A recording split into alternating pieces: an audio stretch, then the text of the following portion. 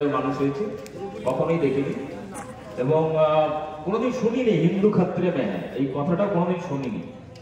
বিষয়টা হচ্ছে যে এর আগে সমগ্র মোগলরা মুসলিম শাসকরা 700 বছর রাজত্ব করেছে, ব্রিটিশরা 200 বছর, তখনও এই ধরনের কোনো স্লোগান ইতিহাসের পাতায় খুঁজে পাইনি। কিন্তু এখন বলছে হিন্দু ক্ষেত্রে মেয়ে, সত্যি তাই। হিন্দুরা কিন্তু সত্যি বিপদে, সেটা মুসলিমদের থেকে নয়। নরেন্দ্র মোদী, অমিত শাহ, শুভেন্দু অধিকারী, দিলীপ ঘোষ, এদের থেকেই হিন্দুরা কাতরে বিপদে। অনেকেই বক্তব্য রেখেছেন, অনেক পয়েন্ট আমি যেগুলো সাধারণত বলি অনেক কিছুই বলে দিয়েছেন। তো আমি ভাবছি আমি কি বলবো। মুশকিল হচ্ছে যে ওয়াকফ বিল, আমি ওটা যেহেতু ইস্যু, আমি হচ্ছে ওয়াকফ বিল নিয়ে শুরু করা যায়। কি প্রচার করা হচ্ছে যে মুসলিমদের ভালোর জন্য ওয়াকফ সম্পত্তি এই নতুন অ্যামেন্ডমেন্ট আইনটা আনা হয়েছে। মানে মুসলিম দরদি প্রধানমন্ত্রী, উনি মুসলিমদের জন্য অনেক কিছু করেছেন, কিন্তু হিন্দুদের জন্য কিচ্ছু করেন।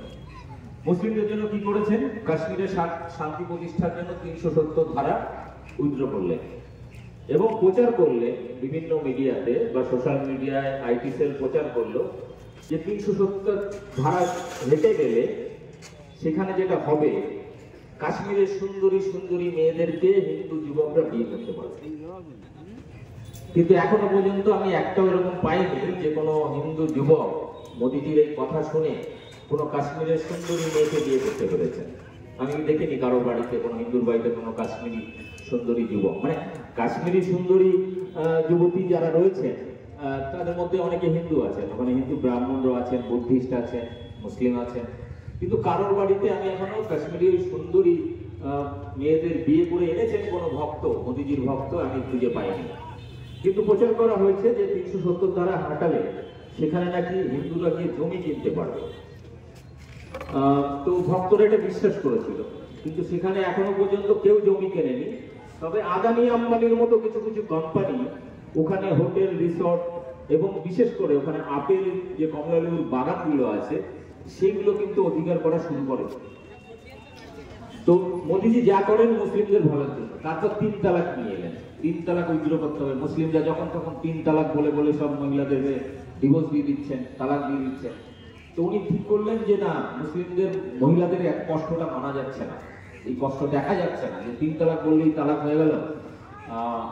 তো উনি কি করলেন, মুসলিম মহিলাদের উপর দরদ উঠলে ওনার, উনি 3 তালাক বাতিল করে দিলেন। তারপরে কিন্তু সমস্যা এখানে থেকে গেল, সেটা হচ্ছে এখনো ভারতবর্ষের যে রেশিও, হিন্দুদের ডিভোর্স দেওয়ার রেশিও, মুসলিমদের তালাক দেওয়ার রেশিও প্রায় সমান সমান, খুব একটা কিছু কম বেশি হয়নি। কিন্তু দুঃখের বিষয়, যিনি মহিলাদের ডিভোর্স নিয়ে এত চিন্তিত, সেই নরেন্দ্র মোদী নিজে তার বউকে ডিভোর্স দিয়ে দিয়েছে বিয়ের পরে।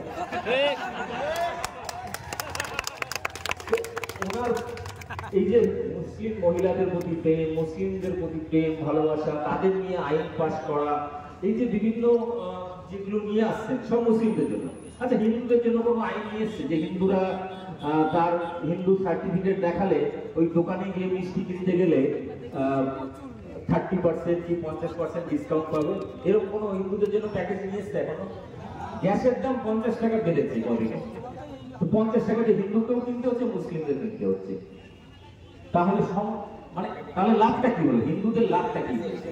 এমনকি যে রাম মন্দির তৈরি করা হয়েছে, আমি আসছি এক এক করে ওয়াকফ বিলে, রাম মন্দির তৈরি করা হয়েছে হিন্দুদের জন্য বিশাল গর্বের বিষয়। অবভিয়াসলি যারা ভগবান মানেন বা রামকে মানেন, শ্রদ্ধা করেন, পুজো করেন, তাদের কাছে গর্বের বিষয়। 500 বছর নাকি ঘর ছাড়া ছিলেন রাম, তারপরে রামের জন্য ঘর বানিয়ে দিয়েছেন, ভালো কথা। কিন্তু মুশকিল হচ্ছে সেই রাম মন্দির বানাতে গিয়ে 22,000-এর মধ্যে প্রায় 20,000 হিন্দুর এই রাস্তার পাশে বাড়ি, দোকান বুলডোজার দিয়ে গুড়িয়ে দেওয়া হয়েছে। ওই ফৈজাবাদ লোকসভায়, যেখানে অযোধ্যা মন্দির অবস্থিত, সেখানকার হিন্দুরা 2024-এর ইলেকশনে গোহারা হারিয়েছে বিজেপিকে। এবার রাম মন্দির তো হলো, কিন্তু ওখানে হিন্দুরা ভোট দিল না মোদীকে। ঠিক আছে, তারপরে মজার বিষয় কি জানেন? এই রাম মন্দির হয়েছে, কিন্তু মুশকিল হচ্ছে রামনবমীর সময় সেখানে কোনো রাম ভক্তকে ঢুকতেই দেয়। তারা রাস্তাঘাটে জায়গা না পেয়ে মসজিদের সামনে গিয়ে লুঙ্গি ডান্স করছে ডিজে বাজিয়ে। মানে এদের ভক্তির লেভেল দেখলে আমার হাসিও পায়। মানে আমরা কি হয় সারা বছর 12 মাসে 13 পার্বণ, এবং এখানে পশ্চিমবাংলা হচ্ছে ভারতবর্ষের মধ্যে 1 নম্বর রাজ্য যেখানে সব থেকে বেশি ধর্মীয় অনুষ্ঠান পুজো আর্চা হয়। কিন্তু এখানে কোনো পুজো আর্চাতে কোনোদিন হিন্দু মুসলিমের কোনো সমস্যা হয়নি, বরং মুসলিমরা ফ্যামিলি নিয়ে প্যান্ডেলে না ঢুকলে অন্তত লাইটিং প্যান্ডেল মানুষের মধ্যে ঘুরে ফ্যামিলি নিয়ে ঘুরতে বেরোয়, দোকানপাট রাখা। কোনোদিন কোনো মুসলিম বা কোনো হিন্দুর মধ্যে এই নিয়ে কোনো সমস্যা হয় না। কিন্তু হ্যাঁ, রামনবমী নিয়ে সমস্যা। রামনবমীর জন্য কোনো মূর্তি তৈরি করে প্যান্ডেল তৈরি করে কম্পিটিশন হয় না। রামনবমীটা পালন করা হয় মসজিদের সামনে গিয়ে ডিজে বাজিয়ে লুঙ্গি ডান্স করে। আমার মাঝে মাঝে সন্দেহ হয় সত্যি সত্যি রাম কি হিন্দু ছিলেন, না সত্যি সত্যি মসজিদের ভিতরে নামাজ পড়ছেন, তাকে ডাকতে যাচ্ছে। আমার খুব মাঝে মাঝে অবাক লাগে, রাম যদি হিন্দুই হবে তাহলে তো রাম মন্দিরে থাকবেন, কারণ রামের জন্য তো মন্দির হয়ে গেছে অযোধ্যাতে। তাহলে সবার তো সেখানে যাওয়া উচিত, বাইরে গিয়ে ডিজে বাজিয়ে ডান্স করুক না, রামকে বাইরে আনুক, তার সাথে ডান্স করুক, কোনো অসুবিধা নেই। কিন্তু সমস্যাটা হচ্ছে রাম মন্দিরে কেউ যায়নি, এই রামনবমীতে কেউ যায়নি। তাহলে এদের ভক্তিটার জায়গা হচ্ছে, এদের আকর্ষণ করছে বারবার মসজিদের দিকে। আপনারা এক কাজ করবেন, ওদেরকে, ওরা যখন আসবে ওদেরকে, যেমন এবারে রামনবমীতে দেখেছি রাস্তায় অনেক মুসলিম সম্প্রদায়ের মানুষ তারা মিষ্টি, শরবত, কোল্ড ড্রিঙ্কস, জল খাইয়েছে। আপনারা এরপরে যখন কখনো আসবে তাদেরকে ওইগুলো খাওয়াবেন, এবং তাদেরকে কোরআনের অন্তত ওই মানে কি বলবো, আপনাদের নামাজের যে পোস্টারটা আছে ওটা ভালো করে শিখিয়ে দেবেন, যে ভাই ওটাও যখন করছে এটা শিখে যাও, এসছো যখন এখানে, যদি কোনোদিন মতিগতি ফেলে এসে নামাজটা পড়ে যাবে।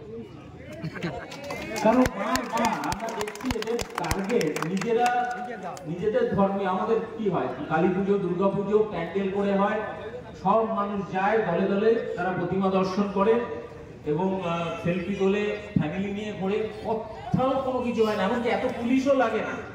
এই আজকে যেমন পুলিশ প্রশাসনের যারা দাদারা ভাইরা রয়েছে, এত পুলিশ প্রশাসন লাগে না, সবাই নিয়ম মেনে ফ্যামিলি নিয়ে। মহিলারা, আমাদের কলকাতায় যে পুজোগুলো হয় বড় বড় সব গ্রাম থেকে মানুষ আসে যারা কলকাতা চেনেন না, তারাও দিব্যি ফ্যামিলি নিয়ে বাচ্চা নিয়ে ঘুরে বেড়াচ্ছে ভিড়ের মধ্যে, কোটি কোটি মানুষ। কই কোনোদিন কোনো সমস্যা হয়েছে বলে আমি শুনিনি, কিন্তু এখন হচ্ছে। নতুন করে রাম ভক্ত হৃদয় হয়েছে। অ্যাকচুয়ালি রামটা কেউ না, রামটা নরেন্দ্র মোদী। একটা জিনিস বুঝে হচ্ছে, রামের প্রাণ প্রতিষ্ঠা কে করেছে? নরেন্দ্র মোদী। অর্থাৎ রামের থেকে শক্তিশালী মানুষ। আবার তো গতকাল পত্রিকায় বেরিয়েছে যে রাম ওখানে কি যেন বালক রাম, মানে এখন যিনি আছেন সেটি হচ্ছে শিশু। এবারে একদম ওই বাহুবলী টাইপের চেহারা, তীরধনুক নিয়ে একদম ওই কি বলে মাসেলসের জিম করা চেহারা যেমন হয়, বডি বিল্ডার টাইপের, ওই টাইপের একটা রামকে ওখানে প্রতিষ্ঠা করা হবে, যেটা গতকাল সম্ভবত পেপারে দিয়েছি, যে রাম এখন বড় হয়ে গেছে। আমি রাম ফাম যাচ্ছি না, এবার আমি মূল জায়গায় আসি। এই যে মুসলিমদের ভালোর জন্য উনি প্রচুর আইন করেছেন, প্রচুর আইন। ওয়াকাফ বিল নিয়ে এসছে। ওয়াকাফ বিল নিয়ে কি অভিযোগ? সরকারের অভিযোগ হচ্ছে ওয়াকাফ সম্পত্তি বিভিন্ন জায়গায় বিভিন্ন ট্রাস্টের মাধ্যমে সেগুলোর অপব্যবহার হচ্ছে, দুর্নীতি হচ্ছে। এটা ঠিক কথা, হচ্ছে, ঠিক প্রপারলি ইউটিলাইজ হচ্ছে না। তো সেই দুর্নীতির অভিযোগের ভিত্তিতে আইনটাকে সংশোধন করে সরকার বলছে আমি এই সম্পত্তিটা আমার নিয়ন্ত্রণে নিয়ে নেব। অর্থাৎ আমি আমার ঠাকুরদা বাবাকে জমি দিয়ে গেছিল, তারপর বাবাকে দিয়ে বাবা আমাকে দিয়ে গেছে। এবার আমার ধরুন ছেলে নেই, মেয়ে আছে, মেয়ে বিয়ে হয়ে যাবে, অন্য ফ্যামিলিতে চলে যাবে, তাকে যেটুকু যাওয়া দিয়ে দিলাম। বুড়ো বুড়ি মরার আগে আমরা ঠিক করলাম যে এটা আমরা কোনো ওই রামকৃষ্ণ মিশন বা কোনো আশ্রমে দান করে যাব।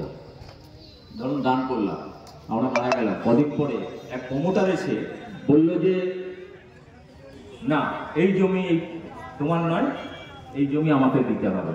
যেমন হয় না অনেক সময় কোনো খাস জমি পড়ে থাকলে প্রমোটাররা এসে ধীরে ধীরে ধীরে ধরে নিয়ে নেয়। তো এখন নতুন প্রমোটার ভারতবর্ষে 1 নম্বর প্রমোটার নরেন্দ্র মোদী, অমিত শাহ। এরা জমি মাফিয়া, যেমন আমরা বলি না শব্দটা জমি মাফিয়া, এরা হয়ে গেছে জমি মাফিয়া, ওটা নিতে হবে। এবার হিন্দুরা ভাবছে যাক মুসলিমদের এবার টাইট দেওয়া গেছে। মুসলিমদের কি টাইট দেবে? মুসলিমদের কি টাইট দেবে আমাকে বলুন। হিন্দুরা মুসলিমদের নিয়ে যখনই আইন তৈরি করছে অমিত শাহ, নরেন্দ্র মোদী, এরা আর হিন্দুরা ভাবছে যে এবার মনে হচ্ছে মুসলিমদের টাইট দেওয়া গেছে। আরে ভাই, মুসলিমদের টাইট দেওয়া যাবে না, কারণ তারা ওই আরব থেকে বা মঙ্গল গ্রহ থেকে আসেনি, তারা এখানকারই মানুষ, তারা এখানকারই মানুষ। ডিএনএ চেক করলে দেখবেন যে আজ থেকে 5 পুরুষ 10 পুরুষ আগে আজকে এখানে কত লোকের দেখবেন পদবী, মন্ডল, বিশ্বাস, চৌধুরী, সরকার, সর্দার, প্রচুর মানুষ রয়েছে এখানে। এটা কারা ছিল? এই আমাদের হাইকোর্টের আইনজীবী আনিসুর রহমান, তার ঠাকুরদার বাবা নাম ছিল হারাধন সরকার, 3 পুরুষ আগে। আনিসুর রহমান অনেকে চেনেন, দাড়ি করে বয়স্ক করে আইনজীবী, সোশ্যাল মিডিয়া খুব ভাইরাল থাকে। তো সে অর্থাৎ তার পূর্বপুরুষে মনে হয়েছে যে হিন্দু ধর্মের এই কুসংস্কার, এত জাতপাত ভেদাভেদ, আমি এ থেকে মুক্ত হয়ে চলো ইসলাম গ্রহণ করিনি, তাহলে পুরোহিতদের অত্যাচার থেকে বেঁচে যাব। এবারে মূল জায়গাটা আছে, এরা কথায় কথায় বলে হিন্দু হিন্দু ভাই ভাই, হিন্দু মুসলিম ভাই ভাই আমরা শিখেছি, নজরুল, রবীন্দ্রনাথ তারা শিখিয়েছেন বা নেতাজি শিখিয়েছেন। এরা বলছেন না, নতুন একটা শব্দ নিলে হিন্দু হিন্দু ভাই ভাই, হিন্দু মুসলিম ভাই না, হিন্দু হিন্দু ভাই ভাই। তাই যদি হবে তাহলে এই যে আমাদের সামান্য ইয়েতে ওই বর্ধমানে কেতুগ্রামে 150টা ফ্যামিলিকে বিগত কয়েকশো বছর ধরে মন্দিরে ঢুকতে দেওয়া হয়। কারা দেয় না? ঘোষেরা, ওখানকার উচ্চবর্ণ কায়স্থ। আর যাদের ঢুকতে দিচ্ছে না তাদের টাইটেল কি? দাস, মন্ডল, বিশ্বাস, এরকম। তো আজকে হিন্দু হিন্দু ভাই ভাই বলছো, তাহলে ওই মন্দিরে ঢোকার অধিকার দাওনি কেন? আজকে তুমি হিন্দু হিন্দু ভাই ভাই বলছো, নদিয়াতে দেবগ্রামে ওখানেও সেম একই ঘটনা।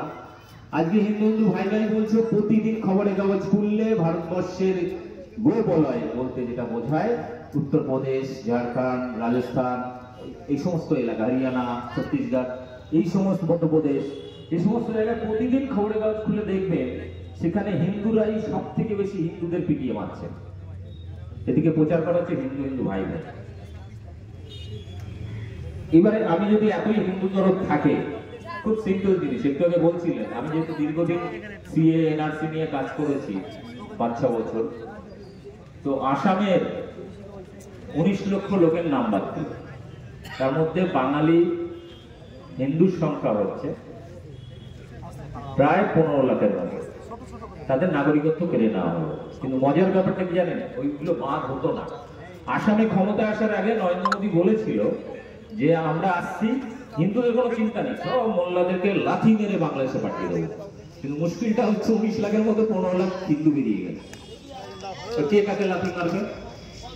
ফলে নরেন্দ্র মোদী হিন্দুদের খুশি করতে গিয়ে যে আইনগুলো মুসলিমদের উপর লাগু করার কথা বলে, প্রতিটা ক্ষেত্রে হিন্দুরাই ফেসে যায় আর হিন্দুরাই মরে। ওয়াকফ সম্পত্তি আমার পৈতৃক সম্পত্তি, বাপ ঠাকুরদার সম্পত্তি, আমি কাকে দান করব, কোন আশ্রমে দেব, কোন মাদ্রাসায় দেব, কোন দরগায় দেব, কোন চার্চে দেব, সেটা আমার ব্যাপার। তুমি কে বলার ভাই? তুমি কে? আজকে আপনারা জানেন না অনেকেই, সেটা হচ্ছে এই যে ওয়াকফ বিল নিয়ে যেটা করলো, এই সেম জিনিস এবার খ্রিস্টানদের মিশনারিজ বিভিন্ন জায়গায় স্কুল বা কলেজ বা চার্চগুলো রয়েছে, সেগুলো দখল করার জন্য আইন নিয়ে আসছে। সব থেকে আরেকটা ভয়ঙ্কর জিনিস, সেটা হচ্ছে জঙ্গলে যারা আদিবাসীরা থাকেন, যাদের সাথে আমাদের শহর এলাকার মানুষের কোনো রকম সম্পর্ক নেই, তারা আদিম যুগ থেকে সেখানে রয়েছে, তাদের জন্য গণ অধিকার আইন রয়েছে, যাতে তাদেরকে কোনো কেউ উচ্ছেদ করতে পারবে না। তারা সেখানকার ওই প্রকৃতির থেকে জীবন জীবিকা নির্ভর করে, কারো কাছে হাত পাতে না। নতুন আবার সংশোধন করে আইন নিয়ে আসছে, সেই আদিবাসীদের মানে উচ্ছেদ করে দেবে জঙ্গল থেকে, সেই জঙ্গলটাকে বিক্রি করে দেবে আদানি আম্বানিকে। এই মাদ্রাসা এবং ধরুন এই ওয়াকফ বিলের যে টোটাল সম্পত্তি, এই সম্পত্তিটা দিয়ে দেওয়া হবে আদানি আম্বানিকে, খ্রিস্টানদের সম্পত্তি আদানি আম্বানিকে। আর হিন্দুরা ভাবছে যে আমাদের কি চিন্তা। মুশকিল হচ্ছে কাঁকড়ার গল্প বলছিলেন না মাতিন স্যার, এই লাস্টে কাঁকড়ার মতো অবস্থা, মানে বোপাকের অবস্থা এরকমই হবে। কারণ আমরা প্রতিটা ক্ষেত্রে দেখেছি, যেটা মুসলিমদেরকে টার্গেট করে আইন তৈরি করা হয়েছে, অত্যাচার করা হয়েছে, তাতে সব থেকে বেশি ক্ষতি হয়েছে হিন্দুদের। ফলে হিন্দু হিন্দু ভাই ভাই এটা শুধুমাত্র ভোটে, মানে কি বলবো, হিন্দুদের ভোট সংখ্যা টানার জন্য। বাস্তবে হিন্দু হিন্দু ভাই ভাই বলে কোনো শব্দ হয় না। তার কারণ কি জানেন? ভারতবর্ষে শুধু আপনারা বর্ণভেদ জানেন কি, ব্রাহ্মণ, ক্ষত্রিয়, বৈশ্য, শূদ্র, মাত্র 4টে না, 6,500 রকমের ডিভিশন রয়েছে। 6,500। আগে 6,500টাকে অবলুপ্তি করুক, ব্রাহ্মণের মেয়ে শূদ্র ছেলের সাথে বিয়ে করতে পারবে, আর শূদ্রের মেয়ে ব্রাহ্মণের ছেলের সেদিনকে বিয়ে করতে পারবে, সেদিনকে বলবো হ্যাঁ এবার হিন্দু হিন্দু ভাই ভাই স্লোগান তো এবার হবে। কিন্তু মুশকিলটা হচ্ছে ভারতবর্ষে এটা কোনোভাবেই সম্ভব নয়, কারণ প্রচুর শঙ্করাচার্য থেকে শুরু করে এমনকি RSS এর যে MS গোলওয়ালকার, তাদের বই পড়বেন, মনুসংহিতা পড়বেন, সেখানে পরিষ্কার হচ্ছে বর্ণভেদ প্রথা তুলে দিলে হিন্দু ধর্মের অস্তিত্বই থাকবে না। ফলে কোনোদিন বর্ণভেদ প্রথা যাবেও না, হিন্দু হিন্দু ভাই ভাই হবেও না। যদি অত্যাচার আবার করে, এখন মুসলিমদের রয়েছে, মুসলিমদের ধরুন দাবিয়ে দিল, তারপরে এই আদিবাসী দলিত পিছিয়ে পড়া সমাজের মানুষ যাদের সংখ্যাটা প্রায় 85%, এদের উপর টর্চার শুরু করবে। একটা সময় রাজা এবং জমিদারদের সময় ব্রাহ্মণদের অত্যাচারে মানুষগুলো ইসলাম গ্রহণ করেছিল, বুদ্ধিস্ট হয়ে গেছিল, অনেকে খ্রিস্টান ধর্ম নিয়ে নিয়েছিল। এবারে কি হবে জানেন, আগামী দিনে বাঁচার জন্য এই জাতপাতের চক্করে আর এই নোংরা সাম্প্রদায়িক রাজনীতির চক্করে যখন একটা দলিত আদিবাসী নির্যাতিত হবে এই ব্রাহ্মণদের দ্বারা, মানে উচ্চ বর্ণের যারা ক্ষমতায় রয়েছে, বিজেপিতে আরেকটা জিনিস আছে, উচ্চ বর্ণ হলে উঁচু পদ, নিম্ন বর্ণ হলে লোকাল ওই অব্দি থাকে, মন্ডল অব্দি থাকে। এবার মুশকিলটা হচ্ছে যে এই অত্যাচার যখন শুরু হবে তখন ভারতবর্ষে আরেকবার, যেমন মুঘল আমলের আগে হয়েছিল, আরেকবার সব এই সমস্ত 85% মানুষ সব আবার ইসলামে পালিয়ে আছে। এরা বাধ্য করছে মুসলিমদের ভয় দেখিয়ে ভারতবর্ষকে হিন্দু রাষ্ট্র বানানোর, কিন্তু ওই হিন্দু রাষ্ট্র এরা কোনোদিন বানাতে পারবে না। যে অত্যাচার এরা করছে, আগামী দিনে আদিবাসী দলিত নিচু তলার মানুষগুলো এরা দলে দলে বাঁচার জন্য হয় বুদ্ধিস্ট হয়ে যাবে, না খ্রিস্টান হয়ে যাবে, নাহলে মুসলিম হয়ে যাবে। মুসলিম ধর্মের একটা সুবিধা, এরা যেমন শান্তির কথা বলে, প্রয়োজনে নিজের জীবন দিতে পারে, সেটা স্বাধীনতা সংগ্রামে আমরা দেখেছি। এই ব্যাপারে শুভেন্দু অধিকারীর একটা বক্তব্য ছোট্ট একটু শুনিয়ে দিই। এই যে এত মুসলিম বিরোধী কথা বলে, চাঙ্গোলা করে MLA-দের বিধানসভার বাইরে ফেলে দেবো, তো শুভেন্দু অধিকারী যখন বিজেপিতে যাননি তার আগেকার একটা বক্তব্য, এই বক্তব্যটা আপনারা একটু শুনুন।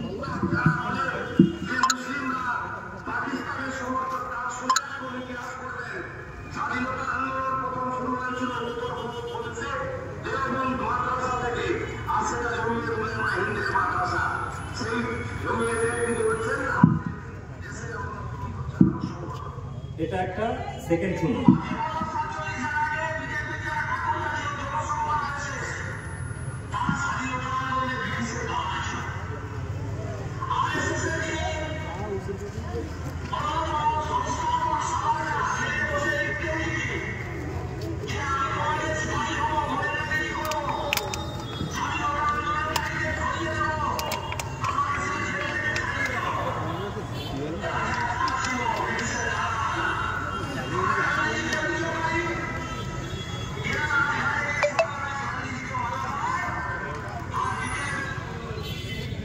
বলছেন যে ভারতবর্ষের স্বাধীনতা সংগ্রামে জমিয়তে উলেমা হিন্দ এরকম আরো বহু মুসলিম সংগঠন ছিলেন, তারা স্বাধীনতার জন্য প্রাণ দিয়েছেন। প্রচুর আলেম উলেমা মৌলানা এমনকি বিভিন্ন মাদ্রাসার ছাত্রছাত্রীরা প্রাণ দিয়েছিলেন, যার হিসাব যদি আপনারা পড়তে বসেন, ভারত সরকারের 1971 সালে একটা সিরিজ বেরিয়েছে বইয়ে, সেখানে মুসলিম স্বাধীনতা সংগ্রামীদের একটা তালিকা আছে।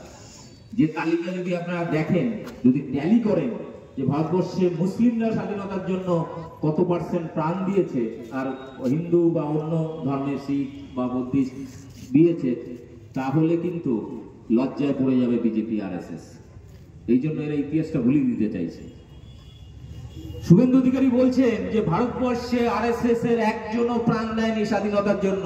শুভেন্দু অধিকারী বলছেন, ইতিহাসের কথা এগুলো, শুভেন্দু অধিকারী বলছেন যে মুসলিমরা সবচেয়ে বেশি প্রাণ দিয়েছে। শুভেন্দু অধিকারী এটাও বলছেন যে এই RSS এর যারা নেতা ছিলেন তারা ব্রিটিশদের গোলামি করেছেন, ব্রিটিশদের খোঁচর হিসাবে, চর হিসাবে বিপ্লবীদের ধরিয়ে দেওয়ার কাজ করতেন।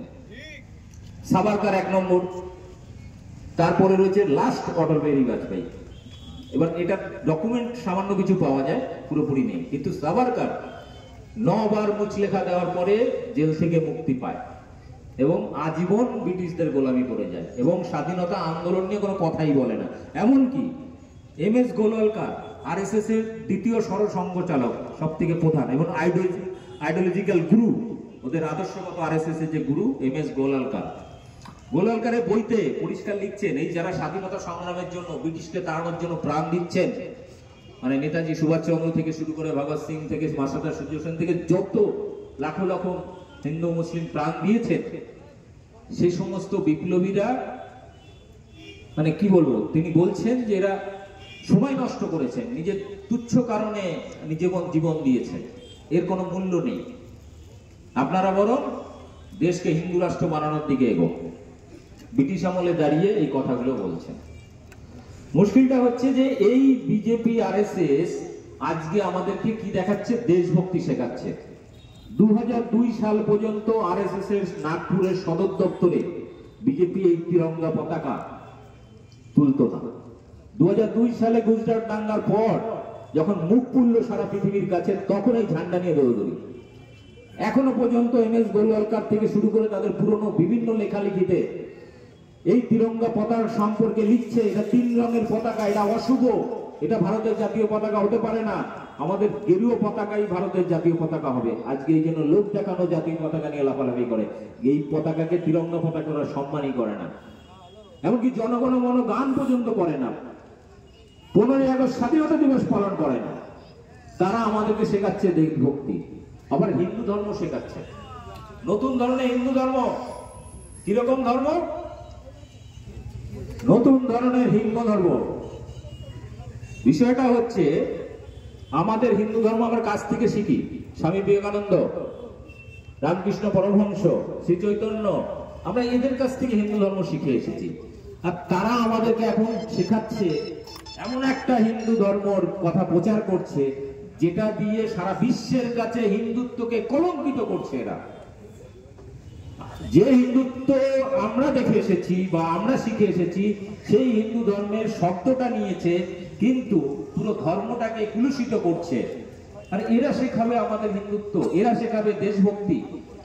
যে মুসলিমরা প্রতিদিন নামাজ পড়তে গেলে 5 বার অন্তত মাটিকে চুম্বন করে, সেই মুসলিম যারা সব থেকে প্রায় স্বাধীনতা সংগ্রামে প্রায় 70% বেশি স্বাধীনতার জন্য জীবন দান করেছিলেন, তাদেরকে দেশভক্তি শেখাচ্ছে। আর যে বাঙালি, যে শিখ ধর্মের লোকেরা এই স্বাধীনতার জন্য সব থেকে বেশি প্রাণ দিয়েছিল, তার সেই দেশ মানে সেই রাজ্য দুটোকে টুকরো করে অর্ধেক পাকিস্তানে পাঠিয়ে দিল পাঞ্জাবে, অর্ধেক বাংলায় টুকরো করে বাংলাদেশে টুকরো করে দিল। এর পেছনে আরএসএস এর ষড়যন্ত্র। যাই হোক, এবার একটু মজার কথায় আসি। মজার কথা হচ্ছে যে বিষয়টা হচ্ছে যে অনেক তথ্য আপনাদের দিলাম, কিন্তু মুশকিল হচ্ছে যে বিজেপি যেটা করতে চাইছে সেটা ভয়ঙ্কর। এরা আজকে যারা ভাবছে যে মুসলিমদের বিরুদ্ধে এত কিছু করছে, বিষয়টা এরকম নয়। এরা শুধুমাত্র মুসলিমদের খেপিয়ে তুলে, মুসলিমরা যাতে রাস্তাঘাট অবরোধ করে, 2-4টে গাড়ি ভাঙে, এটা দেখিয়ে হিন্দু ভোটকে একদিকে নেওয়ার চেষ্টা। ফলে ওই ফাঁদে যদি আপনারা পা দিয়েছেন, তাহলে বকলমে আপনি বিজেপির হয়ে, আরএসএস এর হয়ে মানে কি ভাড়াটে সৈন্য হিসেবে কাজ করছেন। ফলে কেউ যদি বাড়ির ছাদ থেকে কেউ টুক করে একটা ইট মারলো, সঙ্গে সঙ্গে তেড়ে গিয়ে তার বাড়ি ভাঙচুর করার দরকার নেই, কারণ এটা প্ল্যানিং। ওটা প্ল্যানিং আমরা দেখেছি মুর্শিদাবাদে। আমি মুর্শিদাবাদে বারবার যাই বিভিন্ন প্রোগ্রামে, বারবার বলে এসেছি, কিন্তু ওখানে কিছু উচ্ছৃঙ্খল ছেলে বাচ্চা কাচ্চা গতকাল যে কাণ্ডগুলো করেছে, মুর্শিদাবাদের নাম ডুবিয়ে ছেড়েছে তারা। একটা মিছিল যাচ্ছিল, সেই সকালে যে শুরুটা শামসেরগঞ্জে মিছিল যাচ্ছিল, বাড়ির ছাদ থেকে ঘোষেদের পাড়া পরে একটা বাড়ির ছাদ থেকে কোনো বাচ্চা বা কেউ একটা ঢিল ছুঁড়েছে, সেটা গিয়ে পড়েছে একটা বাচ্চা ছেলের মাথায় যারা মিছিল করে যাচ্ছিল। সেটা নিয়ে উত্তেজনা শুরু, দোকানপাট ঘর বাড়ি ভাঙা শুরু হলো। এমনকি খলিলুর রহমান ওখানকার যে এমপি, তার পর্যন্ত দোকান এবং কারখানা ভেঙে দিয়েছে। ফলে বারবার বলছি, এটাকে দেখিয়ে রিপাবলিক টিভি এখন প্রচার করছে, দেখো হিন্দু খাতরে মেহে, এটা দেখানো, কিন্তু বাস্তবে হিন্দুরা সব থেকে বেশি বিপদে পড়েছে এই বিজেপি আরএসএস এর আমলে। কারণ এরা, আপনি যদি বাঙালি হন তাহলে আপনি ভারতের নাগরিক নন, আপনাকে প্রমাণ দিতে হবে যে আপনি বাংলাদেশি নন, আপনি ভারতের নাগরিক। কিন্তু ভারতবর্ষের কোন ভাষার মানুষকে এই প্রমাণটা দিতে হয় না, কারণ ওরা বাঙালিকে ভয় পায়, কারণ বাঙালি নেতাজি সুভাষচন্দ্র জাত। ফলে এই কারণে বাঙালিকে জব্দ করার জন্য একের পর এক নতুন আইন নিয়ে আসছে। শুধু এনআরসি সিএ নয়, নতুন ইমিগ্রেশন এন্ড ফরেনার অ্যাক্ট 2025 কদিন আগে পাস করলো। সেখানে বলছে কেউ যদি নিজের নাগরিকত্ব প্রমাণ করতে না পারে তার 7 বছরের জেল, 10 লক্ষ টাকা জরিমানা। এতে বিপদে পড়বে কারা? বাংলাদেশ থেকে যারা এসেছে, হিন্দুরা এসছে। তাহলে কি হলো? হিন্দু হিন্দু ভাই ভাই। তোমার যদি হিন্দু দরদ থাকতো তাহলে নিঃশর্ত নাগরিকত্ব দিয়ে দিতে, যে হিন্দু হয়েছে সার্টিফিকেট দেখাও, নাগরিকত্ব নাও। এটা করেনি। ভারতবর্ষে আজকে 10,000-এর বেশি বাঙালি হিন্দু জেলে, বিভিন্ন জেলে রয়েছে ভারতবর্ষের বিভিন্ন রাজ্যে। কই সেই বাঙালি হিন্দুদের জন্য দরদ নেই? দলিত আদিবাসী বা নিচুতলার হিন্দুদেরকে যেভাবে পিটিয়ে পিটিয়ে মারছে বিভিন্ন জায়গায়, কই তাদের জন্য একটা কথাও তো বলে না নরেন্দ্র মোদী, অমিত শাহ কিংবা শুভেন্দু অধিকারী? একবারও কথা বলে না। বিষয়টা হচ্ছে এটাই যে মুসলিমদেরকে দেখিয়ে আসলে হিন্দুদের ক্ষতি করার জন্য, তাদের সমস্ত অধিকার কেড়ে নেওয়ার জন্যই কিন্তু এটা। আজকে যে হিন্দুরা ভাবছে মুসলিমদের টাইট দেওয়ার জন্য আইন নিয়ে এসছে, না, এটা জাস্ট টোকেন। কারণ এই মুসলিমদের মেরুদণ্ড যদি ভেঙে দিতে পারে তাহলে হিন্দুর যে নিচু জাতের মানুষগুলো যেদিনকে তার সম্পত্তিগুলোই বিজেপি দখল করবে, তখন হিন্দু ভাইরা দাঁড়ানোর মতো শক্তিই পাবে না। এবং আপনাদের মনে করিয়ে দিই যে সিএ এনআরসি নিয়ে মানুষ রাস্তায় নেমেছিলেন আপনারা, সেই আইনে কিন্তু মুসলিমদের ক্ষতির পরিমাণ ছিল সামান্য, কিন্তু সব থেকে বেশি ক্ষতির পরিমাণ হিন্দুদের। তার নমুনা আসাম এবং সারা ভারতবর্ষে প্রতিদিন হচ্ছে। গত সপ্তাহে দিল্লিতে 4 জন কুয়ার ডাক্তার, মানে হাতুড়ে ডাক্তার যারা আর কি, গ্রামীণ ডাক্তার, 4 জনকে তুলেছে এবং ডিটেনশন ক্যাম্পে পাঠিয়ে দিয়েছে। বাঙালি হিন্দু, ওই হিন্দু দরদ তো দেখলাম না। তাদের জন্য একবারের জন্য বিজেপি আর এস যায়নি, ভোটে পর্যন্ত যায়নি তারা। এবার হিন্দু দরদ, এগুলো হচ্ছে পুরোটাই হচ্ছে আই ওয়াশ। মুসলিমদের দেখিয়ে ওর নিজের কোমর ভেঙে দেওয়া, নিজের প্রপার্টি বন্ধ কেড়ে নেবে। আপনি বলছেন আজকে যে আইনগুলো তৈরি করেছে, এই আইনে মুসলিমদের কি ক্ষতি হবে? এই ওয়াকাফ বিল, কৃষকরা 1.5 বছর আন্দোলন করে 700 কৃষক শহীদ হয়েছেন। তারপরে গিয়ে বাধ্য হয়ে নরেন্দ্র মোদী সেই আইন বাতিল করেছে। আর এখানে তো এখনো খেলা শুরুই হয়নি। ফলে কোনো ষড়যন্ত্রে পা দেবেন না। খুব ঠান্ডা মাথায় কেউ যদি একটা ইট পাটকেল দূর থেকে ছুড়ে, ইট পাটকেল পাল্টা ছুড়বেন না, তাদেরকে থামাবে। কোন রকম ষড়যন্ত্রে পা দেবেন না। যদি দিয়েছেন তাহলে বুঝলেন যে আপনি বিজেপি আরএসএস এর পাতা ফাঁদে পা দিয়েছেন, মানে বলির বকরা আপনি হয়ে গেলেন। একটা ছেলে ভুল করবে, ওরা 100টা ভোট হিন্দুদের কেড়ে নেবে। ফলে এই ভুলে পা দেবেন না। আপনাদের কাছে বারবার রিকোয়েস্ট করছি, কারণ এই ভুলটা মুর্শিদাবাদে এত আন্দোলন হয়েছে, তারপরেও গতকাল এই জিনিসটা ঘটে গেছে। অবশ্য পুলিশ এখন অনেকটাই সামলে নিয়েছে। তবে একটা অনুরোধ শেষ, নরেন্দ্র মোদী বা অমিত শাহ বা শুভেন্দু, এদের বিষয়টা হচ্ছে এখন ইস্যু নেই। মানুষের কাছে কি চাইতে যাবে, কি নিয়ে ভোট চাইতে যাবে? আমি একটা সকালবেলায় একটা বিজেপি আরএসএস এর একটা ছেলে আমাকে হোয়াটসঅ্যাপ করছে সকাল থেকে, বলছে যে তুমি কেন নরেন্দ্র মোদী, বিজেপি, শুভেন্দু এদের বিরোধিতা করো? আমি বললাম আমার জন্য কি করেছে, একটা হিন্দুর জন্য কি করেছে? ও তখন লিখছে 370 ধারা বিলোপ করেছে। তাহলে তোমার তাতে কি লাভ হলো? তুমি কি ওখানে সুন্দরী নিয়ে বিয়ে করেছো? বলছে না। তাকে ওখানে জমি কিনতে পেরেছো? বলছে না, অত পয়সা তো নেই। তাহলে তুমি লাফাচ্ছ কেন? আবার বলছে 3 তালাক, এরকম লিখে পাঠিয়েছে, আমার কাছে রয়েছে। এবং বলছে 3 তালাক উইথড্র করেছে, বাতিল করেছে। আমি বললাম যে তাতে তোমার কি? তুমি কি কোনো মুসলিম মেয়েকে বিয়ে করেছো? তোমাকে তালাক দিতে হবে? বলছে না। তাহলে তোমার লাভটা কোথায়? আমি নিজে বলছি আমার কি ক্ষতিটা হয়েছে নরেন্দ্র মোদীর আমলে। 2016 সাল নোটবন্দি, আর ঠিক ওই সময় আমি নিজের ব্যবসা চেঞ্জ করে অন্য একটা ব্যবসা শুরু করতে যাচ্ছি, ক্যাশ টাকা হাতে কাজ করতে যাচ্ছি। হঠাৎ করে নোটবন্দি, রাতারাতি সেই টাকা ভাঙানোর সমস্যা, নতুন কাস্টমার বা অর্ডার দিতে পারছি না, এরকম একটা পরিস্থিতির মধ্যে পুরো ব্যবসা লাগে। একটু গুছিয়ে উঠতে 6 মাস টাইম লাগলো। 2017-তে জিএসটি, তখনও কাগজপত্র রেডি করতে পারেনি জিএসটি। টোটাল আমার 2 বছরে আমার যা পুঁজি পাটা ছিল সব পেলে গেছে। এবং তারপর থেকে ঠিক করেছি নরেন্দ্র মোদী যতদিন ক্ষমতায় আছে ততদিন আমি কোনো ব্যবসা কিছু করবো না, আমি মানুষকে সচেতন করে যাব। এই করতে গিয়ে ইউটিউব চ্যানেলটা খুললাম। এখন বহু মানুষ আমার চ্যানেল দেখেন, বং নিউজ লাইভ।